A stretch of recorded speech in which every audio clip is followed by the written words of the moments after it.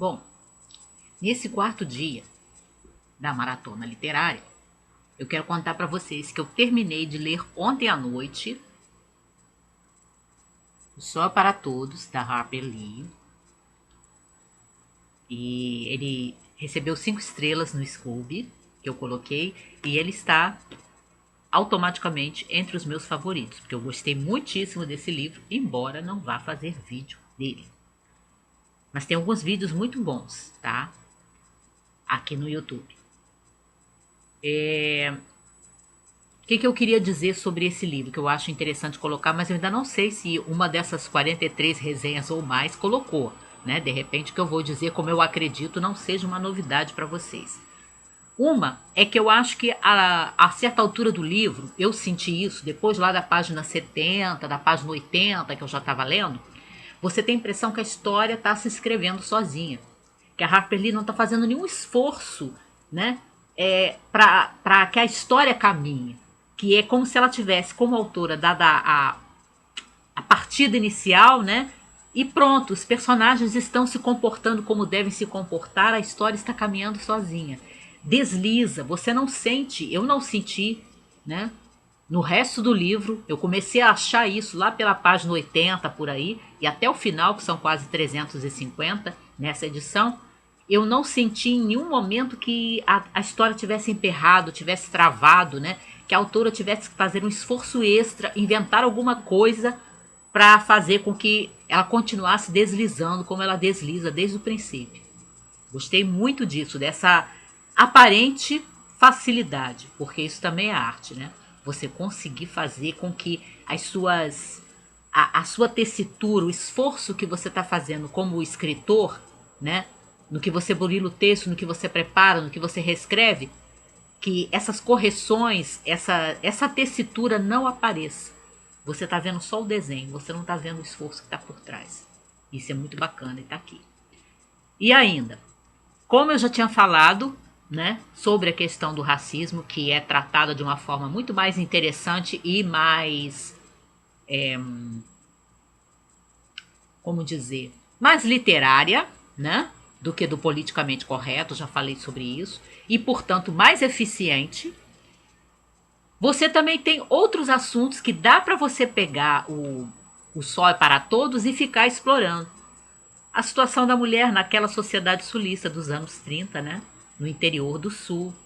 Muitas outras coisas que eu estive reparando no que eu estava terminando de ler ontem e fui percebendo, aqui tem isso, aqui tem aquilo. Você pode encontrar muitas coisas colocadas daquela forma que permitem uma discussão e que nem por isso a autora interrompe aquilo que ela está escrevendo, interrompe a história, faz aquele travo na história para ir fazer algum tipo de pregação politicamente correta. Não tem, porque não precisa, porque isso aqui realmente é um 5 estrelas. E era o que eu queria dizer. Continua a ler as notas aqui do Beowulf, né? As notas e os comentários, né? Que o Tolkien fez e que o filho dele reuniu nessa edição aqui.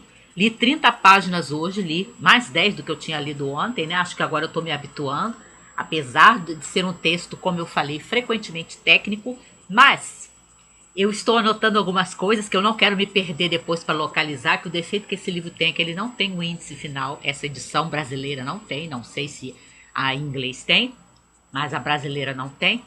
Então eu não quero me perder depois, que são coisas que eu estou anotando para depois eu ver se eu consigo usar no vídeo, né? Que eu acho interessante de colocar e que eu quero colocar no vídeo quando sair. Eu estou achando, pelo andar da carruagem, que eu só vou conseguir terminar esse livro talvez no final da semana ou talvez depois da maratona, porque eu quero ler isto com atenção, não quero ler de qualquer maneira, né?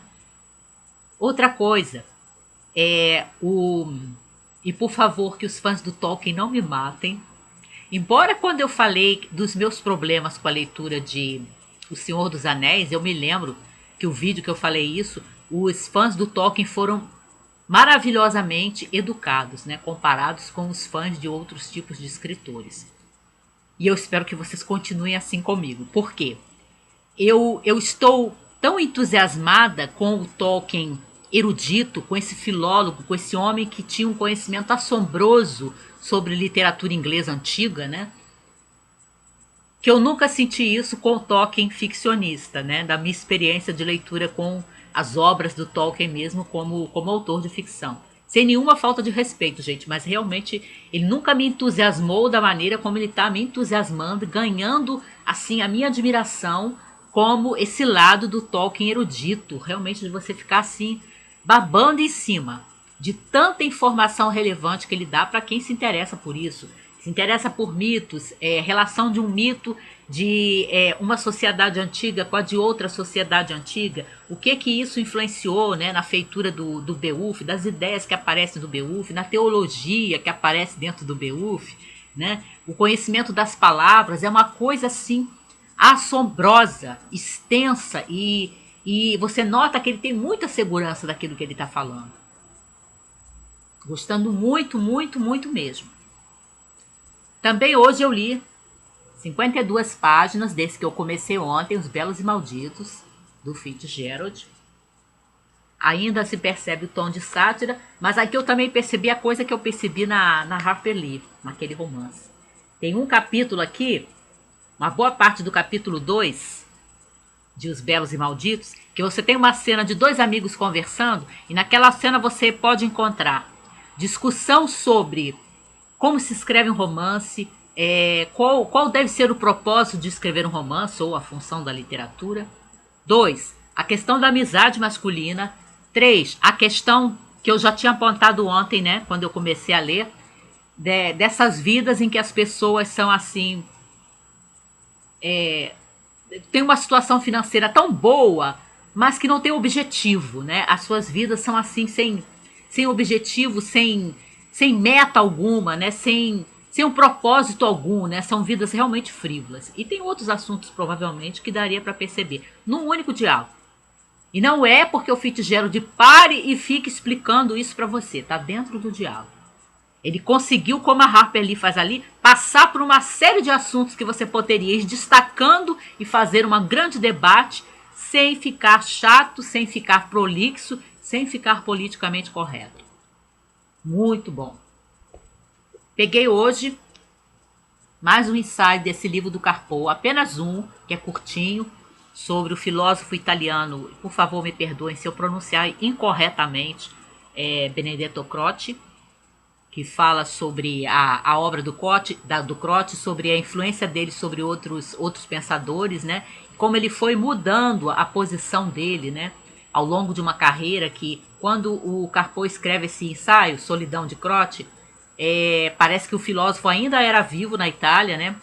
Na Itália já da época do Mussolini, e ele já tinha assim, já era bastante idoso, já tinha passado por várias fases no seu pensamento, inclusive nas suas posições políticas, né? É um ensaio interessante, mas eu gostaria de ter lido o Croce para poder, de repente, pensar mais em algumas coisas que são colocadas aqui, né? Eu me lembro que um amigo mandou para mim um começo de uma tradução que ele estava fazendo do Estética do Croce, mas eu nunca terminei de ler. Aliás, eu nem sei onde foi parar o material que esse amigo me mandou, né?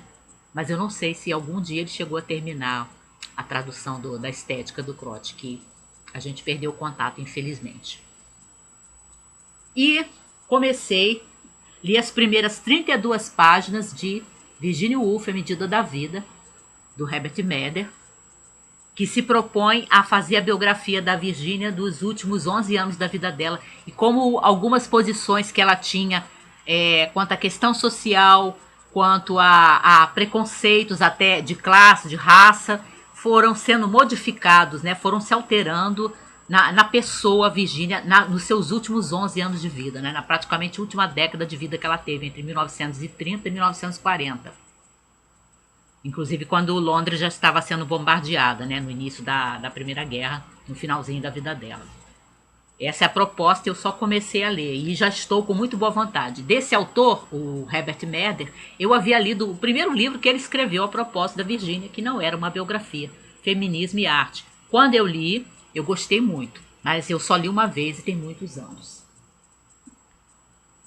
E é isso.